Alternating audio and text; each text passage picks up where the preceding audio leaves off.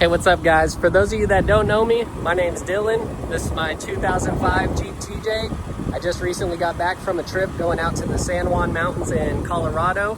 I posted a couple pictures of this Jeep and the build that I did and a couple of pictures of the trip, and I got a lot of requests for people asking me to go over and kind of do a walkthrough on the build. So I decided to start up this channel. It's called Bad Habit.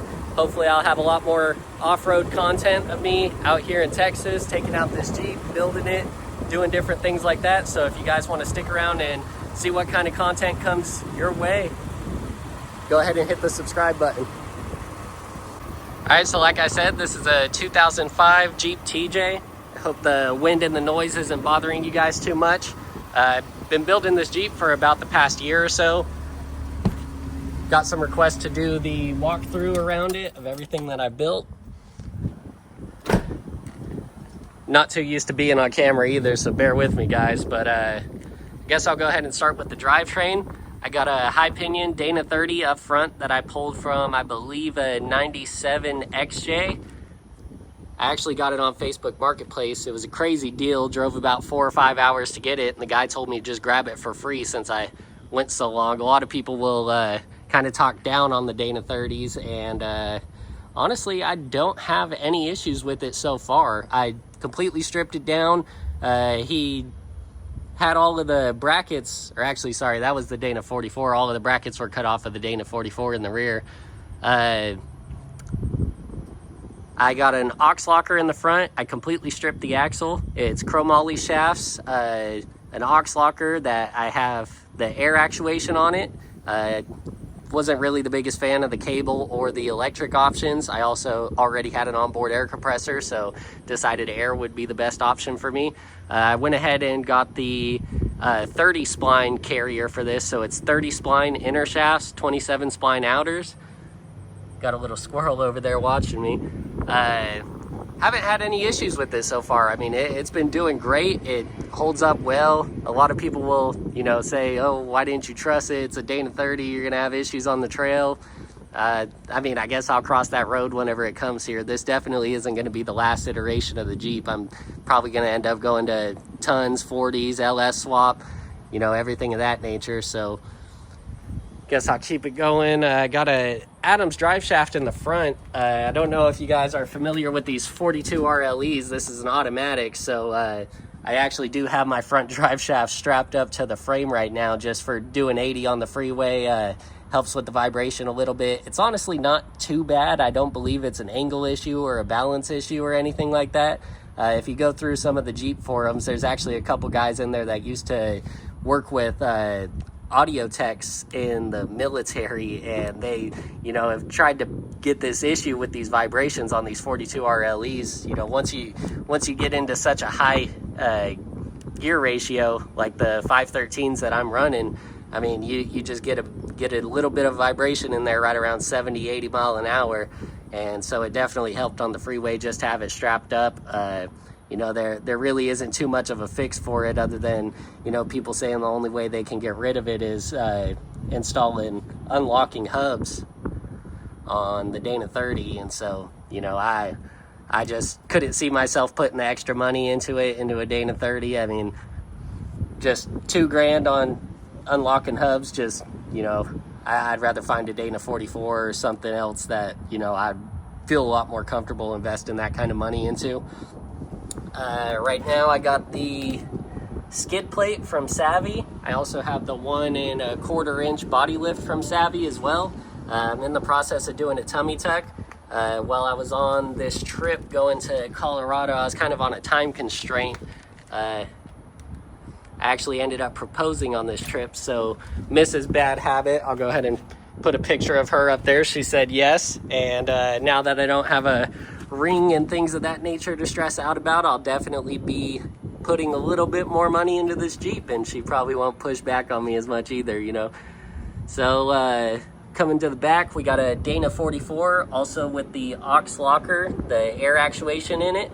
Like I said, 513 gears. I got the GenRight gas tank. This is the Enduro or the Euro tank. I can't remember exactly what it's called, but it's the extra capacity. I get about 25 gallons out of it.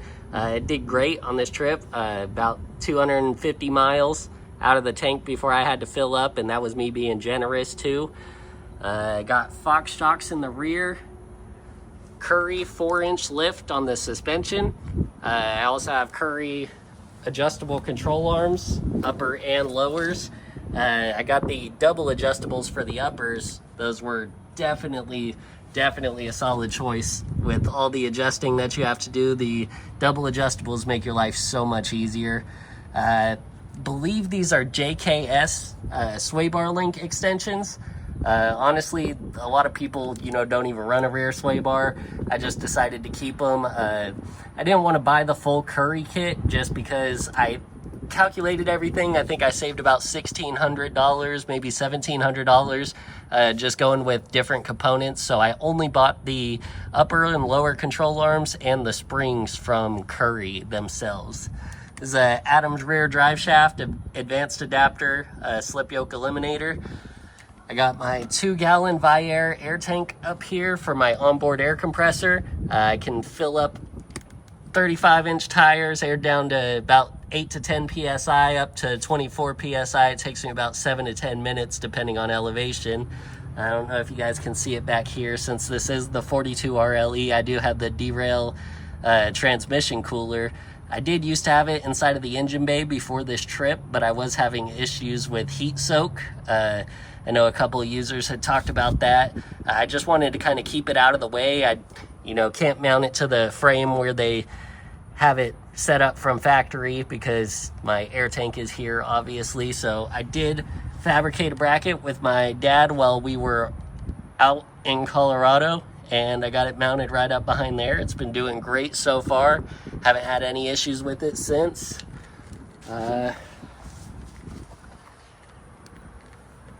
We also got the Yakima pull-out awning. This Yakima top did great. Haven't had any issues with it either. Doing 70, 80 mile an hour on the freeway. These are actually Thule HD tracks that I have mounted to the hardtop.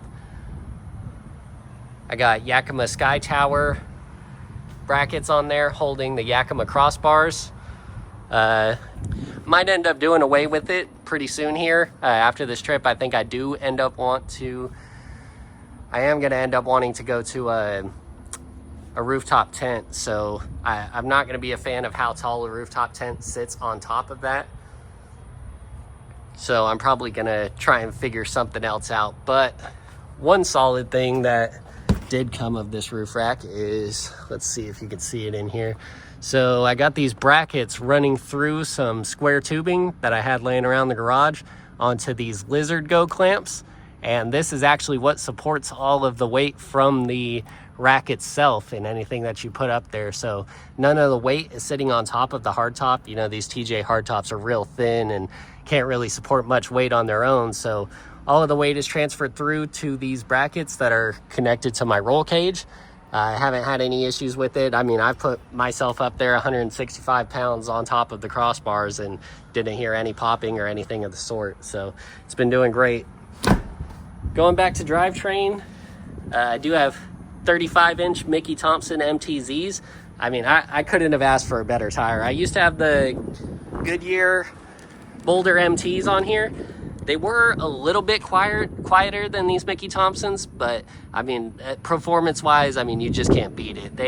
They are looking like they're getting a little bit of wear, a little bit of chunks in there. I don't know if you can see that, but doing 2,000 miles round trip, a couple hundred miles off-road, definitely is going to wear out any kind of tire. But these performed great. I couldn't have asked for anything better.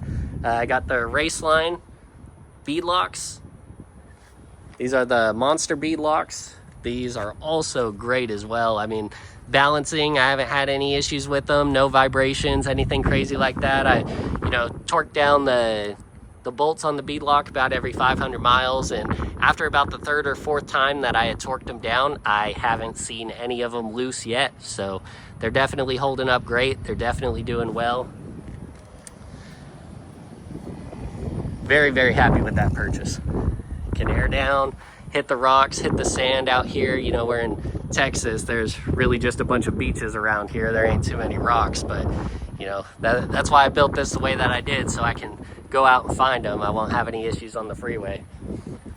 I do have a Fox steering stabilizer up front that I did miss, along with the JKS track bar, the JKS sway bar quick disconnect links. The Fox steering stabilizer, honestly, I'm not the biggest fan of it. I had seen some people saying they were having issues where it pushes to the left just because it's nitrogen charged. I didn't at first, but it seems like, I don't know if it was after I swapped my tires over or, you know, what it was. I ended up starting to feel it too. So, you know, you're not alone there. I definitely probably would have gone with a different brand, but since I had the Fox shocks, I decided to go ahead and match it up. It's not the biggest pain in the world. It doesn't bother me too much, but it definitely is noticeable. It is there. I have the Curry Correct Link steering linkage. I mean, honestly, if you own a TJ, I don't know why you would go any other option. If you're running factory width axles, there's no reason to have any other steering than the Curry Correct Link. It's heavy duty, super strong, it keeps the factory geometry, the Y-Link.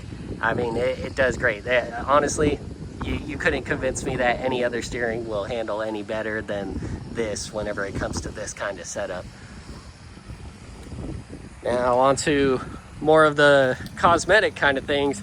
Got a Fishbone off-road Stinger front bumper. It's a little bit lower quality. You can tell just by the weight. I don't think it would hold up in an accident or anything. I do definitely like the Stinger style, and it's, you know, smaller, stubby. Definitely was a fan of the looks, but I mean, as far as using what the Stinger is intended for, it's not going to do you much good. So hopefully I'm not going over in this thing anytime soon. I won't have any issues with that. Definitely do like the look of it though. It's a very solid bumper. These are the Road Shock Edge. They're kind of the knockoff version of the Baja LP6s. I picked these up at Harbor Freight. I believe they were like a quarter of the cost of the LP6s. Dirt Lifestyle, Nate, he did a review on these lights. I mean, it was a no-brainer for me. I definitely think these are the better option for the everyday driver that's going to be using lights. I mean, off-road wheeling, things like that. If you're not doing 100 mile an hour through the desert, you don't really need the LP6s. I mean, if you want to spend the money, I think it's like $800 for a pair of them. I mean, be my guest, but like I said, these are going to do you just fine. I got the Warn VR 10,000 pound winch in the front. Used it a couple of times. I haven't used it for any recoveries yet, but being down here in Texas, we do get quite a bit of hurricanes. The last hurricane that came rolling through, I used it to winch a couple of trees out of the road so people were able to leave my neighborhood. So definitely did great there. I got the Genrite hood louvers. These definitely help out a little bit with expelling heat from inside of the engine bay.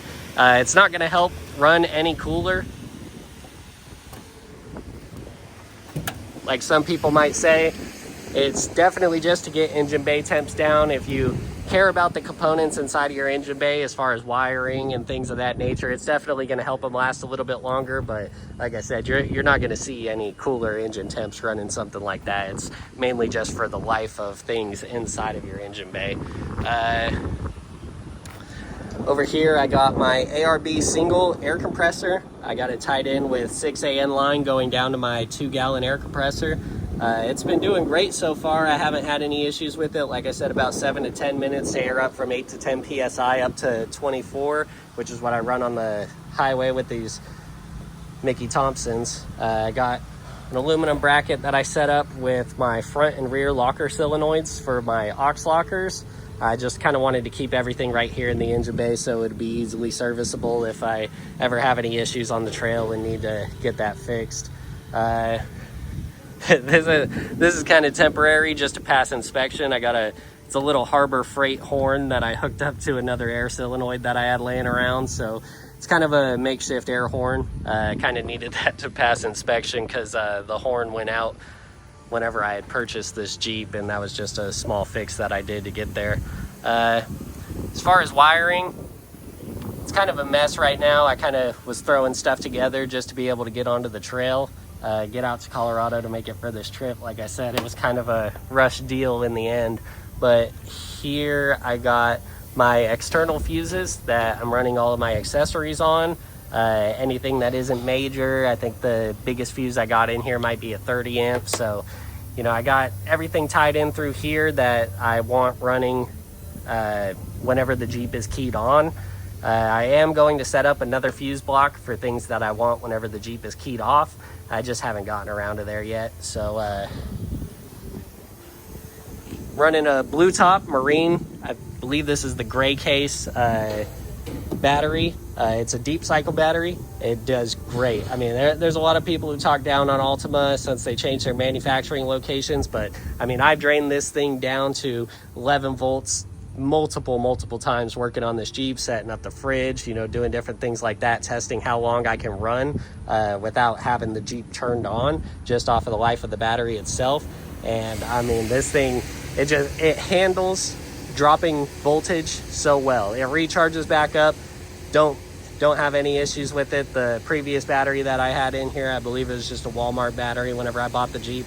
I depleted that battery once and I don't think it ever fully recovered. From that point on, I was having issues starting, wasn't holding the charge.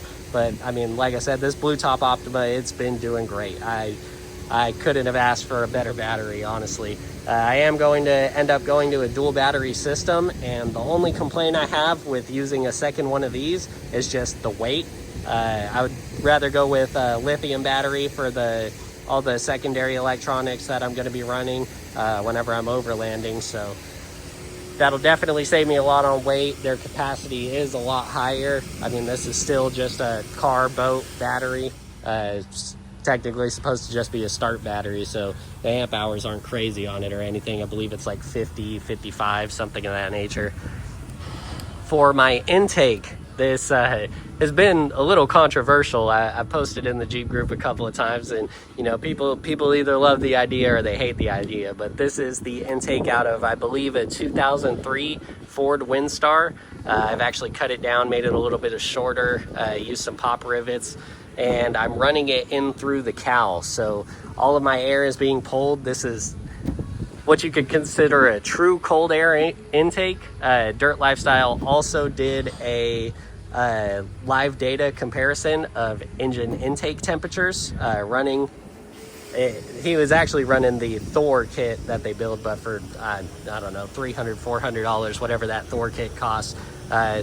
Fraction of the cost to go pick this up out of the junkyard. I think I got maybe 60 bucks into it, and the air filter is available at any parts store you go into. I mean, I was in the middle of nowhere in Colorado and picked one up. I believe it was like 20 bucks for the air filter whenever I swapped it out. So that's been doing great. Definitely helps a lot. Moves it up a little bit higher. I am going to be going to high lines eventually, so I'm going to have to relocate everything in here. That's why it, you know, looks a little bit of a mess. I've kind of just been throwing stuff around. So once I get to the highline fenders, that'll already be solved. That'll definitely help me out a lot in the future. Let's see. So I've been trying with everything in this Jeep to run 6AN line or air tubing, just so I can keep a little bit of that with me and be able to fix a lot of different systems on the trail. So I did swap out my fuel pressure line. I actually got a fuel pressure sensor, so all of my fuel line is 6AN now, going all the way back to the tank. So is all my trans lines, everything like that. I don't know if you can see it down in there. So yeah, all my lines for my trans cooler, my air system, all of that is 6AN line. And actually that just reminded me, going back to the air system, up here on the bumper, I do have a quick disconnect fitting. This is what I use to air up and air down my tires. I have it plumbed in right to the bottom of the bumper. I just drilled a hole through. So this definitely helps out a lot. Definitely speeds up the process. I'm not on the ground rolling around in the dirt trying to hook hoses up to that air tank back there. So that definitely does great. Let's see. All right, I guess to the more exciting stuff. Got an all-top bag on the back. This is what I carry all of my trash in. The restroom for Mrs. Bad Habit.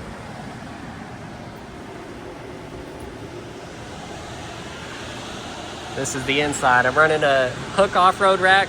Sorry, it's a little bit loud out here. We're at the car wash right now, so hook off-road rack ties in over to the hardtop mounts. It was a little bit hard to get it adjusted and get it lifted up all the way so that it would clear the fridge. As you can see, it's, you know, pretty close down there. You can actually see the tape coming off back in this Texas heat. This is a temporary fix I had to do on the trail just to hold that wire up, because the fridge actually took it out once I had all my weight packed on it. This is the new Air 48 quart fridge freezer combination. Don't know if you could see on here. So running about 38 degrees in the fridge, 12 degrees in the freezer. All of those settings are adjustable, so you can change them out. The smaller compartment I have running as the freezer, the bigger one running as the fridge. You can also adjust it down to where they are both freezers or they're both fridges, so you can actually gain a little bit of capacity. Comes with the built-in cutting board. Definitely a cool fridge for the price. I think I paid about $3.50 for this on sale on Amazon. The brackets I custom made out of some wood I picked up from Home Depot. I used to have aluminum brackets holding it in, but I made this table out of a Husky tool top. I've gotten a lot of questions about this. So this is just a Husky tool top from Home Depot that I cut down to size to fit with some 16-inch wire rope, some hinges holding it to the tailgate. I don't have anything holding it up in place. This bolt actually kind of presses up against there, and these hinges are pretty stiff, so it kind of holds itself. I haven't had any issues with it falling yet, but whenever I shut the tailgate, it presses up against this strap, so it kind of holds it in place. I just haven't really had a rush to find a solution to that yet. I got back here, everything's kind of fallen down just from the trip back. I haven't really reorganized everything yet, but this is my H-Calorie. I believe this is the TB2 diesel heater. Man, this thing helped out so much in the mountains. We were down to about 30 degrees some nights whenever we were up in the higher elevations in Colorado. This thing was putting out, man, I want to say on the lowest setting, it was so hot inside of our tent that, you know, we actually had to shut it off one night. It was just blowing so hot. Got a memory foam mattress. Takes up a ton of space. Hopefully whenever I get over to the rooftop tent, I won't have to carry this anymore. The spider net, webbing net that I put back here, this is kind of something that I just made. I had the supplies, all the straps, and you can see the little, I don't know what those crippers are actually called, but they're compression fittings that hold the straps together. Kind of just built that so I could separate everything from being in here and folding the seats forward. I don't want anything falling down.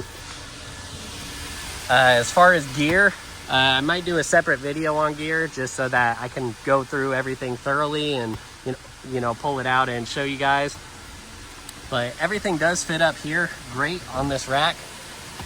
Like I said, the hook off-road rack definitely is nice. Definitely helps me get a lot of this gear up in here organized and keeps it up out of the way. So this is a Barnes off-road flush bumper. I had swapped over to this just because I wanted to keep the lower tire position for the rack in the back. As you can see, I got the hinges. I don't remember exactly which brand this is. I'll probably put it in the comments, or actually I could just go ahead and put it up here for you whenever I look for it. Don't remember exactly the brand, but it's been doing great. Holds a ton of weight on the back of it. Haven't had any issues with it. The spare tire, usually you'll have to use a relocation bracket to pick it up and lift it away from the Jeep, especially with the offset that I'm running on these race lines. But with this flush bumper from Barnes, I don't know how well you can see it. There you go. Keeps it down and out of the way so it doesn't contact the bumper at all.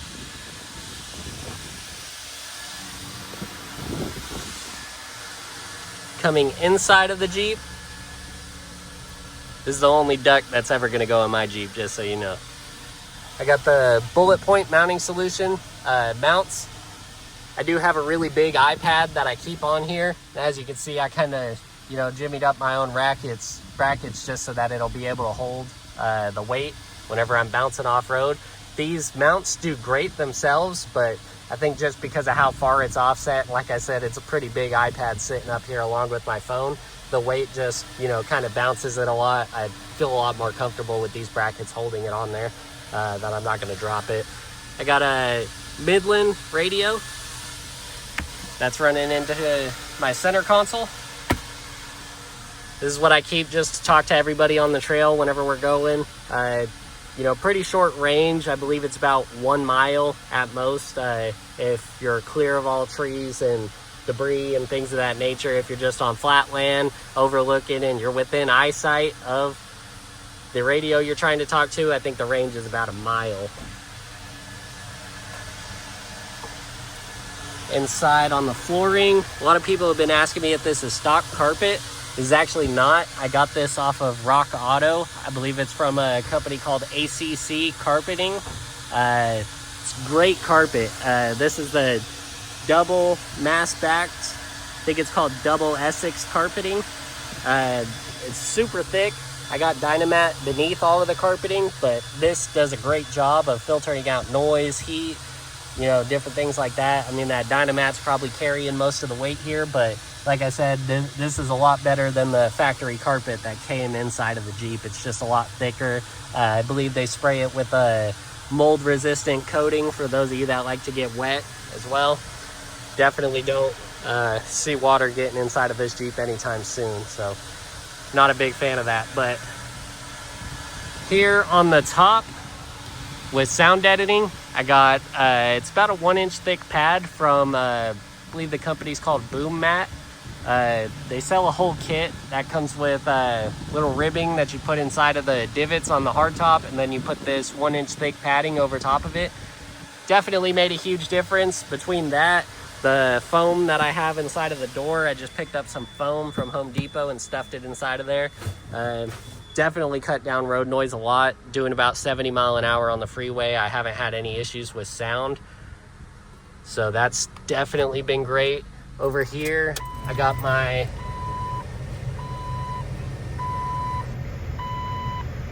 trans temperature and fuel pressure. That way I can just kind of keep track. It helps everything whenever you're trying to troubleshoot. Having those numbers right there in your face, you don't have to pull out any gauges or hook anything up to figure out any pressures. So that pillar gauge, it's from Ortiz Gauge Pods, I believe the company is called. I did have an issue with it where after installing it, I went off-roading at Hidden Falls. It started to crack a little bit and ended up breaking off completely. But, you know, I messaged him and he said he would replace it. It just would take a little bit of time. I believe it was like a 2-month turnaround time, what he estimated. And that was just too long for me, so I decided to fix it myself in the garage. Since then, I haven't had any issues. I just put a real thick layer of fiberglass Bondo on it whenever I was fixing it, and it's been holding up great ever since. Up here, I got the switch for my off-road lights in the front, and this switch is just a dead switch that I have next to it. That way I can hook up anything I need to it later. Let me go ahead and show you this as well. This is my voltage output from my battery. It just gives me a live reading of the battery all the time, even whenever the key's off. I have it wired like that. That way I can also charge anything that I need to charge whenever the key's off. It's got 2 USB-C ports, 2 USB ports. I believe this will put out about 78 watts. Does great. I actually charged my MacBook Pro off of it, believe it or not. And, you know, it wasn't too fast, but still charged it. And whenever you're out on the trail and you need some power like that, I don't have any inverters or anything in here yet, so that definitely helped out a ton.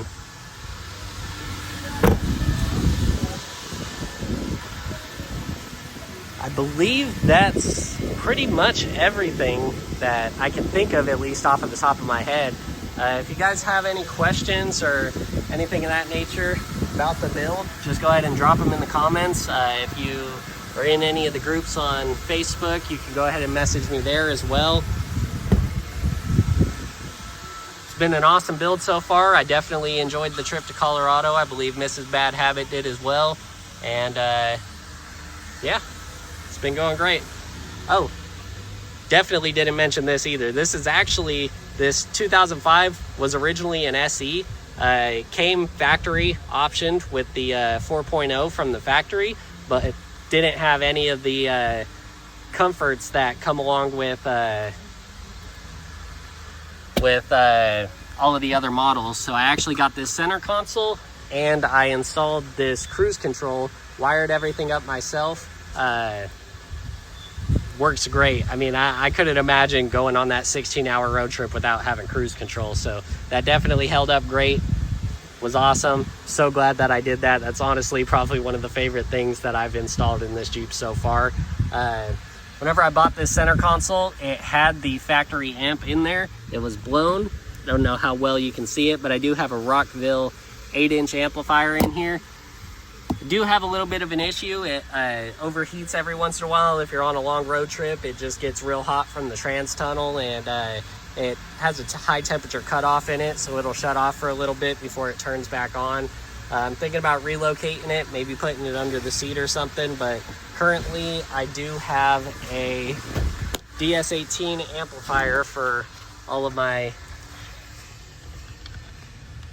other speakers in here underneath here. So, you know, I got this amp real cheap. It's a little bigger than I would like for the power that it puts out, but it was something that I kind of did last minute before the trip just to get a little better sounding system inside of here. I do have Kicker 6.5-inch speakers in the towers up here, and I believe they are either 5-inch or 4.75-inch in here. So definitely hits, definitely does better than the factory system was doing. I will need to replace this amp, relocate the sub that's sitting in there if I don't get some fans hooked up to it to cool it down. But I believe that is pretty much it. I know a lot of people are going to give me a lot of crap about having an automatic, but for my fiance to drive it, she likes the automatic better. Long road trips, definitely a fan of having an automatic as well. Off-road, the 42 RLE performs great. My biggest gripe is just the gearing and that overdrive. I mean, it's just so hard. You know, even with 513 gears, I'm still a little under geared. I'm just limited by the Dana 30 in here. I, should be probably at a 538, but definitely gonna upgrade the axles in the future. Probably swap over to tons, do an LS swap. Hopefully that's something that I'll have together and film the process for this channel in the future. Like I said, if you guys have any questions, leave them in the comments below. As I was driving back, I actually realized that I forgot one of the huge components that I put into the rear whenever I was working on the overlanding system, and that is my lighting. So I'll go ahead and drop a couple pictures up in the corner of it whenever it's actually running during the nighttime where you can see it. But I do have a dimmable switch with LEDs. That's everything I was talking about up here with the duct tape running across. My fridge actually took out some of the wiring for the LEDs whenever I was in Colorado because I had so much weight sitting up top of here. I actually flexed it down and my fridge caught onto it. But I do have some lights down here just to light up at night to be able to see.